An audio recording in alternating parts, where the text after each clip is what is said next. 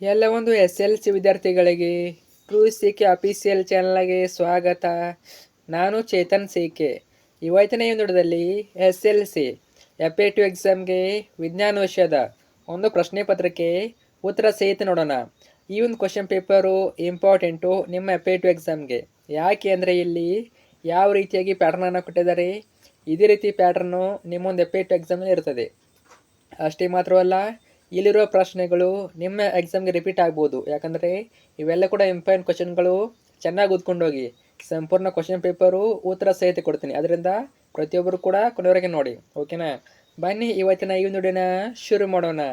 ಅದಕ್ಕಿಂತ ಮುಂಚೆ ಇನ್ನೂ ಕೂಡ ಚಾನಲ್ನ ಸಬ್ಸ್ಕ್ರೈಬ್ ಮಾಡ್ಕೊಂಡಿಲ್ಲ, ಪ್ರತಿಯೊಬ್ಬರು ಕೂಡ ಸಬ್ಸ್ಕ್ರೈಬ್ ಮಾಡ್ಕೊಳ್ಳಿ. ಯಾಕೆ ಅಂದರೆ ಒಂದು 10th SLC ಅನ್ನೋ ಎಕ್ಸಾಮ್ಗೆವರೆಗೆ ಎಲ್ಲ ವಿಷಯಗಳ ಪಾಸಿಂಗ್ ಪ್ಯಾಕೇಜ್ಗಳು, ಸ್ಕೋರಿಂಗ್ ಪ್ಯಾಕೇಜ್ಗಳು, ಇಂಪಾರ್ಟೆಂಟ್ ಕ್ವಶನ್ಗಳು, ಕ್ವಶನ್ ಪೇಪರ್ಗಳು ಮತ್ತು ನಿಮ್ಮ ಪರೀಕ್ಷೆಗೆ ಬರುವಂಥ ಕ್ವಶನ್ಗಳು ಎಲ್ಲವನ್ನ ಇದೇ ಒಂದು ಚಾನಲ್ ಹಾಕ್ತೀವಿ. ಅದರಿಂದ ಪ್ರತಿಯೊಬ್ಬರು ಕೂಡ ಮಿಸ್ ಮಾಡೋ ಚಾನಲ್ನ ಸಬ್ಸ್ಕ್ರೈಬ್ ಮಾಡ್ಕೊಳ್ಳಿ. ಮಾಡಿದ್ರಾ? ಹಾಗೆ ವಿಡಿಯೋಗೊಂದು ಲೈಕ್ ಮಾಡಿ ಮತ್ತು ನಿಮ್ಮ ಎಲ್ಲ ಫ್ರೆಂಡ್ಸು ಶೇರ್ ಮಾಡಿ, ಅವ್ರಿಗೂ ಶೇರ್ ಮಾಡಿ. ಅವರಿಗೂ ಕೂಡ ಒಂದು ಕ್ವಶನ್ ಪೇಪರ್ನ ಕಳಿಸಿ, ಖಂಡಿತ ಕಳಿಸಿ. ನೋಡ್ತಾ ಹೋಗೋಣ. ರೂಪನಾತ್ಮಕ ಮೌಲ್ಯಮಾಪನ ಪರೀಕ್ಷೆ 2 ಅಥವಾ FA2 ಪರೀಕ್ಷೆ. ಒಟ್ಟು ಅಂಕಗಳು 20. ವಿಷಯ ವಿಜ್ಞಾನ, ತರಗತಿ 10ನೇ ತರಗತಿ. ಓಕೆ, ಇದು 1ನೇ ಸೆಟ್ ಕ್ವಶನ್ ಪೇಪರ್. ನಿಮಗೆ ಆಲ್ಮೋಸ್ಟ್ ನಾನು ಎಲ್ಲ ವಿಷಯಗಳ ಮೇಲೆ FA2 ಎಕ್ಸಾಮ್ಗೆ 2 ರಿಂದ 3 ಸೆಟ್ಟು ಪ್ರಶ್ನೆ ಪತ್ರಿಕೆ ಹಾಕ್ತೀನಿ. ಎಲ್ಲ ಸೆಟ್ ಕ್ವಶನ್ ಪೇಪರ್ ನೋಡ್ಕೊಳ್ಳಿ, ನಿಮ್ಮ ಎಕ್ಸಾಮಿಗೆ ಖಂಡಿತ ಹೆಲ್ಪ್ ಆಗ್ತವೆ. ಒಂದೇ ಮೇನು ಸರಿಯಾದ ಉತ್ತರ ಆರಿಸಿ ಬರೆಯಿರಿ. ಪ್ರಶ್ನೆಗೆ 1, ತುರಿಕೆ ಗಿಡದ ಎಲೆಗಳ ಚುಚ್ಚುವ ಕೂದಲಿನಲ್ಲಿರುವ ಆಮ್ಲ ಯಾವುದಾಗ್ಬೋದು? ಆನ್ಸರು ಆಪ್ಷನ್ ಎ ಮೆಥನೋಯಿಕ್ ಆಮ್ಲ. ಇಂಪಾರ್ಟೆಂಟ್ ನೋಡಿ. ಅದೇ ರೀತಿ ನಿಮಗೆ ಆಕ್ಸಿಲಿಕ್ ಆಮ್ಲ ಕೇಳ್ಬೋದು, ಸಿಟ್ರಿಕ್ ಆಮ್ಲ ಕೇಳ್ಬೋದು, ಲ್ಯಾಕ್ಟಿಕ್ ಆಮ್ಲ ಕೇಳ್ಬೋದು. ಇನ್ನು 2ನೇ ಪ್ರಶ್ನೆ, ಒಂದು ಸೊಲೆನಾಯ್ಡ್ನ ಒಳಭಾಗದಲ್ಲಿ ಕಾಂತೀಯ ಬಲರೇಖೆಗಳು ಸಮಾಂತರ ರೇಖೆಗಳಂತಿರುತ್ತವೆ. ಇದಕ್ಕೆ ಕಾರಣ ಸೊಲೆನಾಯ್ಡ್ನ ಒಳಭಾಗದಲ್ಲಿ ಕಾಂತಕ್ಷೇತ್ರವು ಏನಾಗಿರುತ್ತದೆ? ಉತ್ತರ ನೋಡಿ ಆಪ್ಷನ್ ಬಿ ಏಕರೂಪವಾಗಿರುತ್ತದೆ. ಇನ್ನು 3ನೇ ಪ್ರಶ್ನೆ, ನರಕೋಶದಲ್ಲಿ ನರಾವೇಗಗಳು ಸಂಚರಿಸುವ ಸರಿಯಾದ ಮಾರ್ಗ. ಸರಿಯಾದ ಮಾರ್ಗ ಯಾವುದು ನೋಡಿ? ಆಪ್ಷನ್ ಸಿ ನೋಡಿ, ಡೆಂಡ್ರೈಟ್, ಕೋಶಕಾಯ, ಆಕ್ಸಾನ್ ಮತ್ತು ನರ್ತದೆ. ನೀವು ಅಬ್ಸರ್ವ್ ಮಾಡ್ಬೋದು ಚಿತ್ರದಲ್ಲಿ, ಇದೇ ರೀತಿ ಅವು ಸಂಚಾರ ಮಾಡ್ತವೆ. ಇನ್ನು ನೆಕ್ಸ್ಟು 2ನೇ ಮೇನು, ಕೆಳಗಿನ ಪ್ರಶ್ನೆಗಳಿಗೆ ಒಂದು ವಾಕ್ಯದಲ್ಲಿ ಉತ್ತರಿಸಿ. 1 ಅಂಕದ 2 ಪ್ರಶ್ನೆ, ಟೋಟಲಾಗಿ 2 ಅಂಕ, ಪ್ರತಿ ಪ್ರಶ್ನೆಗೆ 1 ಅಂಕ. ಓಕೆ, ನೋಡ್ತಾ ಹೋಗೋಣ. 4ನೇ ಪ್ರಶ್ನೆ, ಸಸ್ಯಗಳಲ್ಲಿ ಅಬ್ಸಿಸಿಕ್ ಆಮ್ಲದ ಪಾತ್ರವೇನು? ಇದು ಕೂಡ ಇಂಪಾರ್ಟೆಂಟ್ ಪ್ರಶ್ನೆ. ಆನ್ಸರ್ ನೋಡಿ, ಅಬ್ಸಿಸಿಕ್ ಆಮ್ಲವು ಬೆಳವಣಿಗೆಯನ್ನು ಪ್ರತಿಬಂಧಿಸುತ್ತದೆ. 5ನೇ ಪ್ರಶ್ನೆ, ಬಲಗೈನ ಹೆಬ್ಬೆರಳು ನಿಯಮದಲ್ಲಿ ಹೆಬ್ಬೆರಳು ಏನನ್ನು ಸೂಚಿಸುತ್ತದೆ? ಸೂಚನೆ ಏನು ಕೊಡ್ತಾ ಇದೆ ಹೆಬ್ಬೆರಳು? ಯಾವ ಹೆಬ್ಬೆರಳು? ಬಲಗೈನ ಹೆಬ್ಬೆರಳು.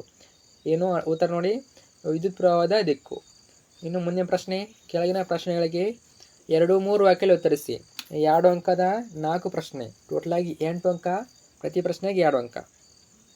6ನೇ ಪ್ರಶ್ನೆ, ಕಾಂತೀಯ ಬಲರೇಖೆಗಳ ಗುಣಲಕ್ಷಣಗಳನ್ನು ತಿಳಿಸಿ. ಗುಣಲಕ್ಷಣಗಳು ಇಂಪಾರ್ಟೆಂಟು. ಯಾವುವು? ಕಾಂತೀಯ ಬಲರೇಖೆ ಗುಣಲಕ್ಷಣಗಳು. ಉತ್ತರ ನೋಡಿ, ಕಾಂತೀಯ ಬಲರೇಖೆಗಳು ಉತ್ತರ ಧ್ರುವದಲ್ಲಿ ಉತ್ಸರ್ಜಿತವಾಗಿ ದಕ್ಷಿಣ ಧ್ರುವದಲ್ಲಿ ವಿಲೀನಗೊಳಿಸುತ್ತವೆ. ಆದರೆ ಕಾಂತೀಯ ಒಳಭಾಗದಲ್ಲಿ ದಕ್ಷಿಣ ಧ್ರುವದಲ್ಲಿ ಉತ್ಸರ್ಜಿತವಾಗಿ ಉತ್ತರ ಧ್ರುವದಲ್ಲಿ ವಿಲೀನಗೊಳಿಸುತ್ತವೆ. ಕಾಂತೀಯ ಬಲರೇಖೆಗಳ ಸಾಂದ್ರತೆ ಧ್ರುವಗಳಲ್ಲಿ ಹೆಚ್ಚಾದಂತೆ ಕಾಂತಕ್ಷೇತ್ರದ ಬಲವು ಹೆಚ್ಚಾಗುತ್ತದೆ. ಯಾವುದೇ 2 ಕಾಂತೀಯ ಬಲರೇಖೆಗಳು ಒಂದನ್ನೊಂದು ಛೇದಿಸುವುದಿಲ್ಲ.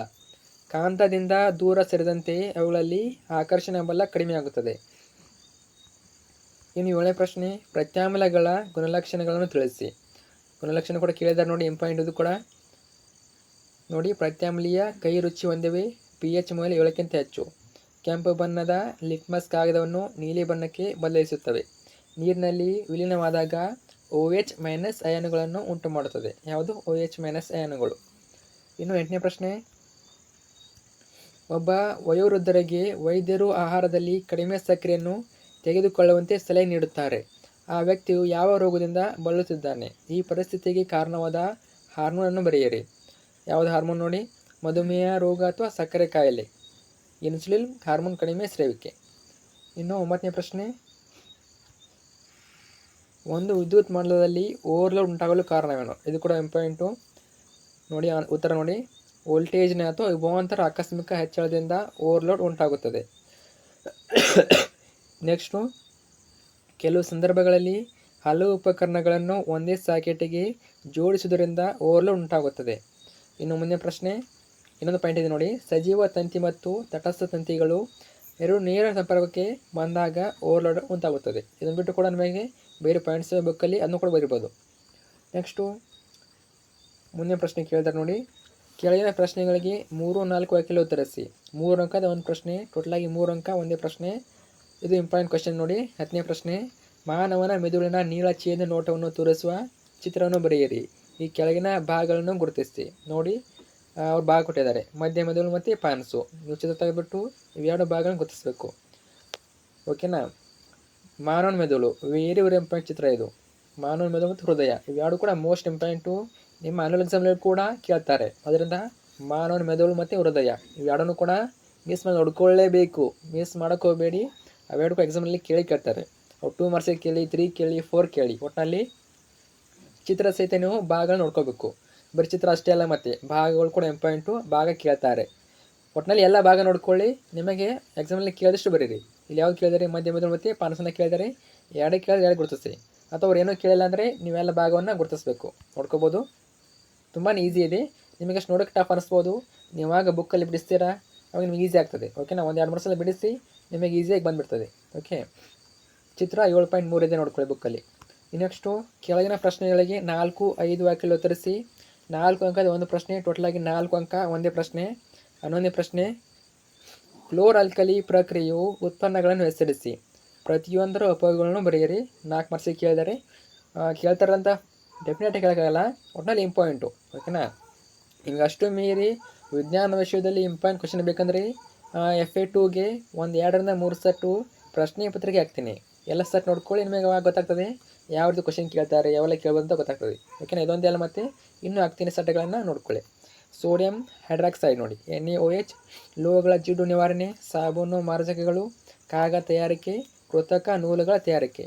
ಇನ್ನು ಕ್ಲೋರಿನ ಅನಿಲ Cl2 ಯಾವೆಲ್ಲ ಬಳಸ್ತಾರೆ ನೋಡಿ, ಎಲ್ಲಿ ಬಳಸ್ತಾರೆ? ನೀರಿನ ಶುದ್ಧೀಕರಣ, ಈಜುಕೊಳಗಳು, PVC, ಸೋಂಕು ನಾಶಕಗಳು, CFC, ಕೀಟನಾಶಕಗಳು. ಇವಕ್ಕೆಲ್ಲ Cl2 ಬಳಸ್ತಾರೆ. ಇನ್ನು ಹೈಡ್ರೋಜನ್ ಅನಿಲ ಇಂಪಾರ್ಟೆಂಟ್. ಇದು ಕೂಡ ಕೆಲವೊಂದು ಸಲ ನಮಗೆ 2 ಮಾರ್ಕ್ಸಲ್ಲಿ ಕೂಡ ಕೇಳ್ಬೋದು. ಇಂಧನಗಳು, ಕೃತಕ ಬೆಣ್ಣೆ, ರಸಗೊಬ್ಬರಗಳಿಗೆ ಅಮೋನಿಯಾ ಇವಕ್ಕೆಲ್ಲ ಬಳಸ್ತಾರೆ. ಇಷ್ಟಾದರೆ ಒಂದು FA2ನ ವಿಜ್ಞಾನ ವಿಷಯದ ಪ್ರಶ್ನೆ ಪತ್ರಿಕೆ ಮುಕ್ತ ಆಗ್ತದೆ. ಹೇಳೋಕ್ಕಾಗಲ್ಲ, ನಿಮಗೆಲ್ಲ ಗೊತ್ತಿದೆ ವಿಜ್ಞಾನ ಅನ್ನೋದು ತುಂಬಾ ಸಿಲೆಬಸ್ ಜಾಸ್ತಿ ಇದೆ. ನಿಮಗೆ ಇದೇ ಬರುತ್ತೆ ಅಂತ ಹೇಳೋಕ್ಕಾಗಲ್ಲ. ಆದ್ದರಿಂದ ನಿಮಗೆ ಎಲ್ಲ ವಿಷಯಗಳ ಮೇಲೆ ಕನ್ನಡ, ಇಂಗ್ಲೀಷು, ಗಣಿತ, ಸಮಾಜ ವಿಜ್ಞಾನ ಎಲ್ಲ ವಿಷಯಗಳ ಮೇಲೆ FA2ಗೆ ಕನಿಷ್ಠ ಅಂದರೆ 2 ಸೆಟ್ ಹಾಕಿರ್ತಾನೆ. 2 ಸೆಟ್ಟು ಪ್ರಶ್ನೆ ಪತ್ರಿಕೆ ಹಾಕಿರ್ತಾನೆ. ಚೆನ್ನಾಗಿ ಓದ್ಕೊಳ್ಳಿ. ನಿಮ್ಮ ಎಕ್ಸಾಮಿಗೆ ಖಂಡಿತ ಹೆಲ್ಪ್ ಆಗ್ತವೆ. ಮತ್ತು ಕಮೆಂಟ್ ಹಾಕಿ ನಿಮ್ಮ ಎಕ್ಸಾಮ್ ಯಾವಾಗಿದೆ. ಟೈಮ್ ಟೇಬಲ್ ಪ್ರಕಾರ 27ರಿಂದ 30ರವರೆಗೆ.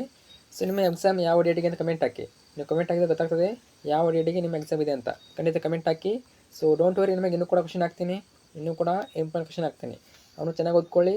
ಮತ್ತು ಈ ಒಂದು ವಿಷಯದ ಬಗ್ಗೆ ಇರಲಿ, ಬೇರೆ ಏನೇ ಸಮಸ್ಯೆ ಇರಲಿ, ಡೌಟ್ ಇರಲಿ, ಕಮೆಂಟ್ ಹಾಕಿ ರಿಪ್ಲೈ ಕೊಡ್ತೀನಿ. ಅಥವಾ ಮುಂದಿನ ವಿಡಿಯೋದಲ್ಲಿ ನಿಮಗೆ ವಿಡಿಯೋ ಮಾಡಿ ತಿಳಿಸ್ಕೊಡ್ತೀವಿ. ಓಕೆನಾ ಫ್ರೆಂಡ್ಸ್, ಶೇರ್ ಮಾಡಿ. Thanks for watching.